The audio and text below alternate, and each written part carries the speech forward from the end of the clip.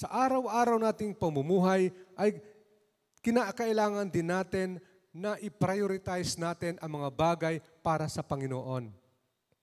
Kung anong ginagawa natin, gawin natin ito para sa Panginoon. Kaya in 1 Corinthians chapter 10 verse 31. Ito ay madalas kong naging halimbawa dahil everyday sa buhay natin, kung may mga bagay na nalaglag tayo o na nagkasala tayo, maalala natin ang mga salita ng Diyos.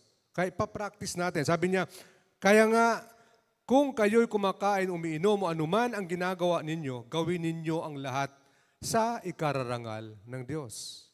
Madali ba gumawa para sa Panginoon? Sabi ko nga kanina, kapag ito'y ginagawa natin para sa Panginoon, ano ang nagiging hadlang dito? Unang-una ay ating mga sarili. Ang ating mga sarili.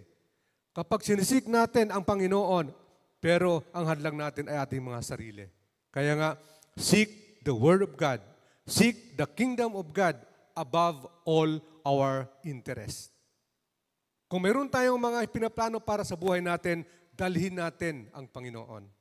Dalhin natin ang Diyos. Unahin natin ang Panginoon. O inquire natin sa Panginoon. Sabi dito sa verse 28, no?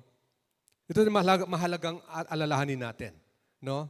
Sabi dito, ang verse 28 to 31, to 30, kung isa sa inyo ay nagbabalak na magtayo ng tore, hindi ba siya uupo muna upang magplano at kwintahin kung magkano ang magagastos niya upang matiyak kung may sapat siyang pera para maipatapos ang kanyang papatayo?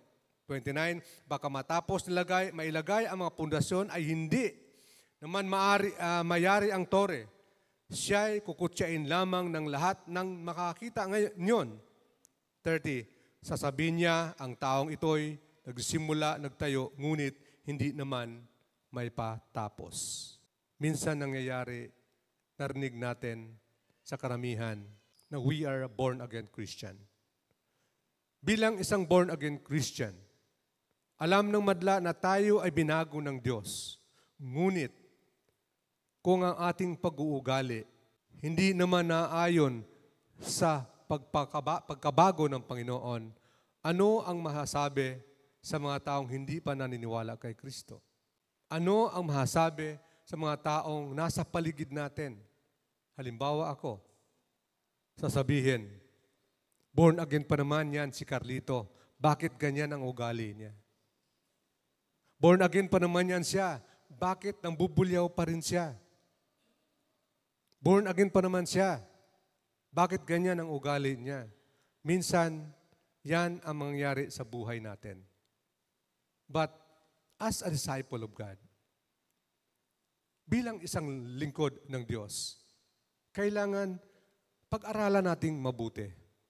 Kung ano ba ang isang alagad, kung ano ba ang isang gawain ng isang alagad ng Diyos na ayon sa salita ng Diyos. Sabi nga ni Apostol Pablo, patuloy tayong magpa-practice. Dahil hindi madali ang pagsunod sa ating Panginoong Hesukristo.